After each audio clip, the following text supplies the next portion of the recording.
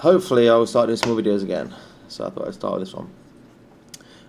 Just going to go over a couple of people's performances at the British, and then I might start going through other people's block performances and sort of what they did in that cycle to improve, and maybe things to work on going forward. The reason is because obviously there's sort of an analytical approach of going through things and sort of maybe noticing things, going through them again, but also if I'm sort of talking about someone else and you can relate to that, and maybe you can see that weakness in yourself or someone else, then you can sort of bring that to me and we can talk about that, maybe implementing that for you or maybe someone you know.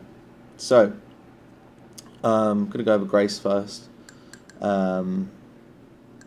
She competed in November in the Southeast Open.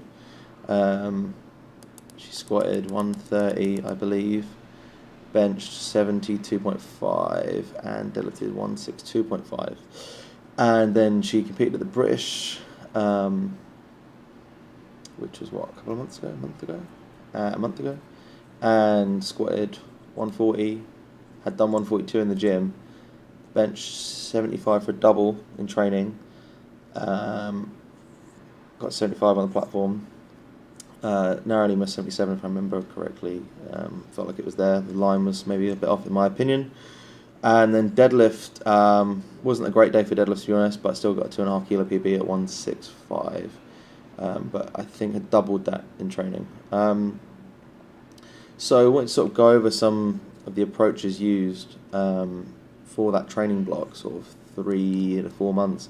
So I guess 4 training cycles, if I remember correctly.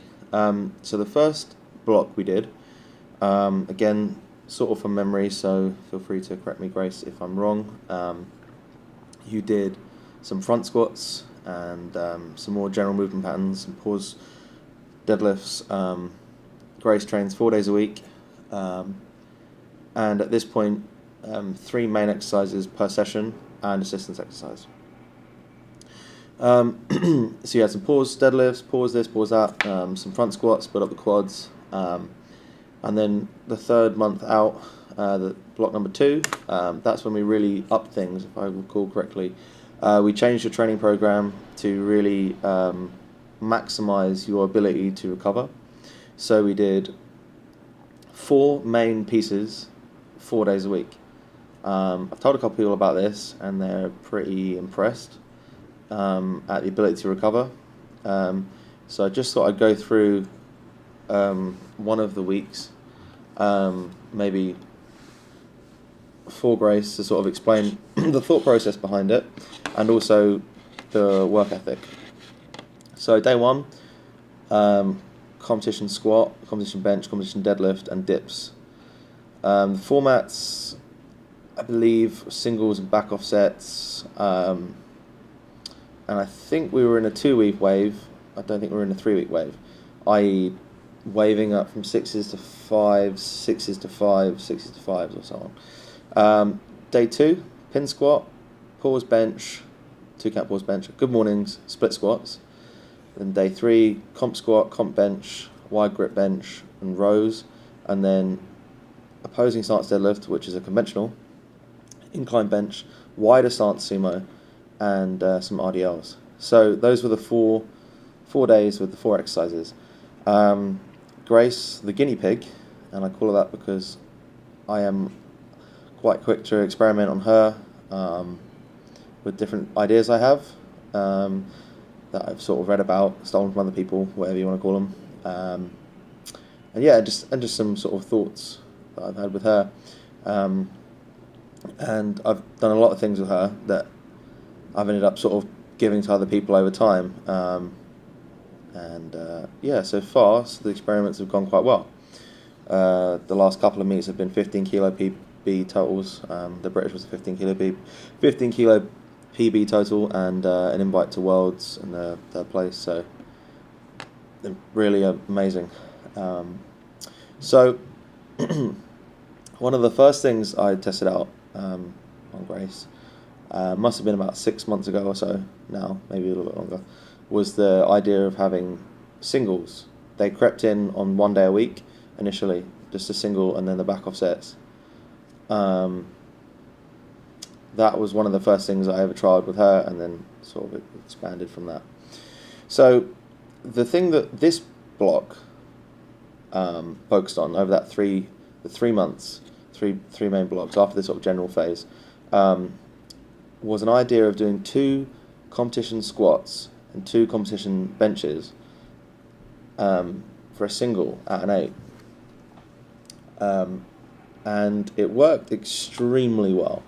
12 kilo PB in 3 months, basically.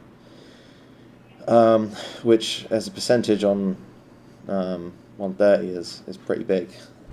I'm not going to do maths in public, but it's a pretty decent chunk.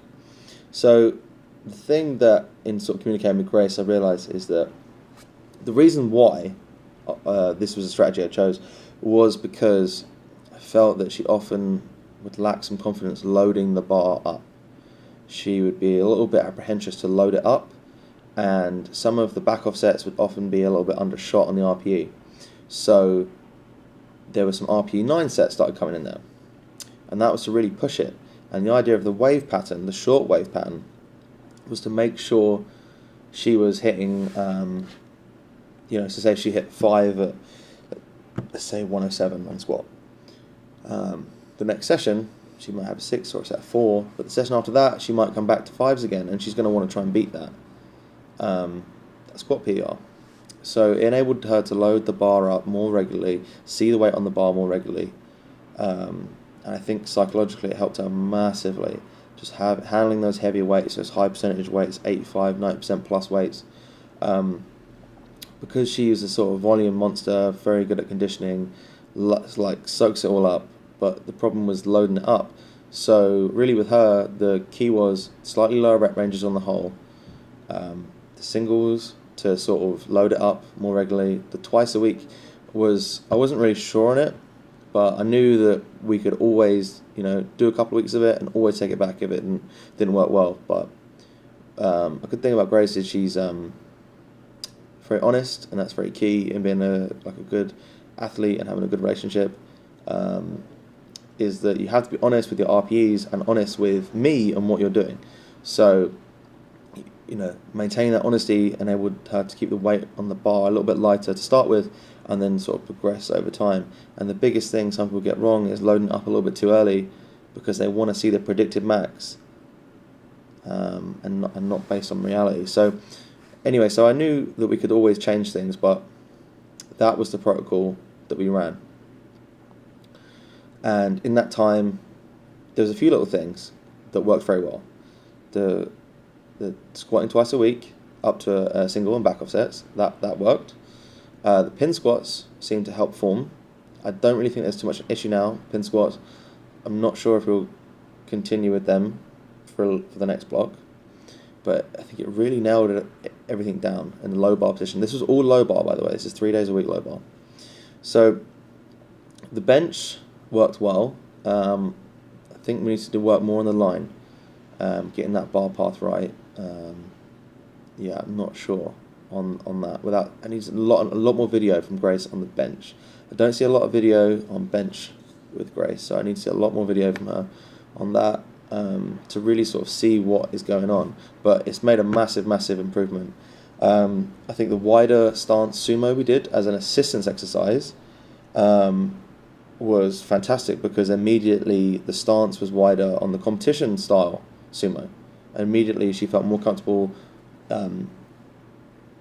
sort of widening her stance, which I think helped. I know that the performance itself on the British, let's just quickly go over that.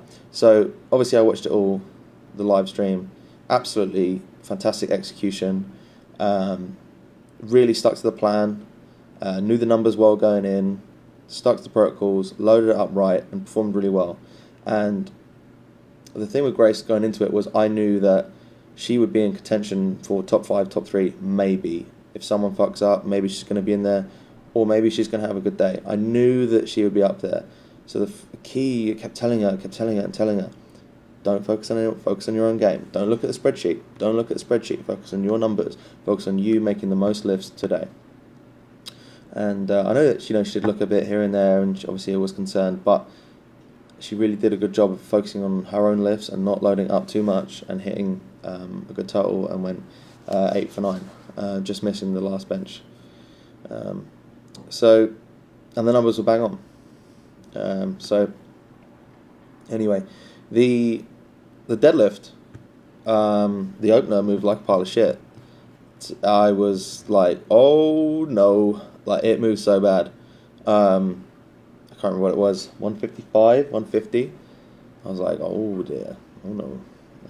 But then loaded it up, message her, get aggressive, get angry. And sometimes with the opener, you can sort of be nonchalant, relaxed. It's only this, only that. Handle it all the time in the gym. Could do 4 or 5 reps at it, potentially, if you're good at reps. Usually for a female, a little bit better reps with high percentage weights. Anyway, you can sort of be a little bit more nonchalant rather than being super aggressive and focus on moving that weight as fast as possible. So yeah, loaded it up, and the third attempt moved better than the opener. So, and there was a little bit more there. So I think closing in on a 170 sometime soon. So, and Grace also mentioned the bench, that she might have sort of a psychological number now, 77. Like it's kind of, it's been up and around that number for a while. So it's just trying to break through that plateau. So might have to sort of throw in some overload, supramaximal training in there to sort of handle more weight in the gym, to break those mental barriers. Again, something that Grace did before, way before now, before the Southeast, is I believe was a lot of block pulls, sumo stance block pulls, and if you have good sumo technique, the block pull will be an overload movement, because a sumo will always be hard off the floor when the technique is good due to the leverages. So using the block pull before was really helpful for Grace in really breaking those mental barriers. And you have to remember that, lifting weights is not just physical, it is psychological as well. So breaking those barriers down was obviously effective for back strength on that exercise, but also actually just the psychology of seeing the weight on the bar constantly and knowing that she can move it. When you know you can do it like 2 or 3 inches off the floor, you've got it. What's breaking it 2 inches off the floor? So yeah, that was some of the strategies we used. I wouldn't really recommend the twice a week singles, maybe, for everyone. There's a couple of people I think maybe we could use that with. Definitely a quite intense strategy. Grace trained 4 days a week with 4 main exercises. And then she would often go in a 5th day and do other assistance exercise, general lower and upper body work, and potentially even some conditioning work from time to time. Does a lot of cycling, does a lot of walking, does a lot of general recovery stuff. So she's able to recover from this large amount of work, and the more you can recover from, the more you can grow from, and she's been making mental progress. Excited for the next stage, really, because it's going to be it could potentially get a bit more troubleshooting now, but just try and stay in front of it best we can. Little change of tact going forward. Some old favourites in there, the new block to build up some leg strength. A few different things, but just wanted to sort of go over the performance really, and sort of go over some of the stuff that she did that enabled her to perform so well. I think she was very honest in her sort of self-appraisal daily, and sort of making the right decisions and putting the right weight on the bar. She's always very good at updating her dashboard. She's always very good at filling in all her notes. She's very good at, she's very good at following the program and also being honest with me and with herself. So there's some definite takeaways from that. She's also good at going the extra mile, doing the extra things, and that's what enables her to recover. She also has a very good diet. She eats very well. She's always just keeping on top of these different things. She has this very sleep pattern. She, from what I can tell, focuses a lot on recovery, and that enables her to do more work. And the more work you can do, the more results you will see over time. So next phase, we're going to mix it up a little bit with her, but that was just one of the strategies that was kind of a little bit different that we used with her. That was extremely positive. I mean, adding that much to your squat at that level, sort of one of the best squats in Britain, really. Like 142 at 63, that's sort of up there. There wasn't really a lot of people out squatting her that day, so it's pretty cool. So anyway, lots more work for Grace to do, but she's not afraid of hard work. That's one thing for sure. So lots of work to do, a few weaknesses to work on. Build up the quad some more for the squat, obviously. Work on the line on bench, and then deadlift will be mainly just sort of the quad thing from the strength of the floor, and then working on breaking those psychological barriers again, I think, over time, to get to the point where we're going to start seeing a full plate deadlift. And I have no doubt sometime soon, over 150 squat, over 80 bench, and over 180 deadlift, it's all going to come together. It's just a time thing now, and focusing on her own game. And I think she made a very good decision in potentially not going to Worlds this year and really focusing on her own game. And I think that I have had that issue before, and it's come at a very good time to just, you can sort of start to see it's not as fun anymore, and start to see it as work, and that's not a good thing. So try and remember that it is fun, and why you're doing it. So anyway, on to bigger things, and I think maybe the next one is All English if they can sort out the platforms. So we'll see what happens there.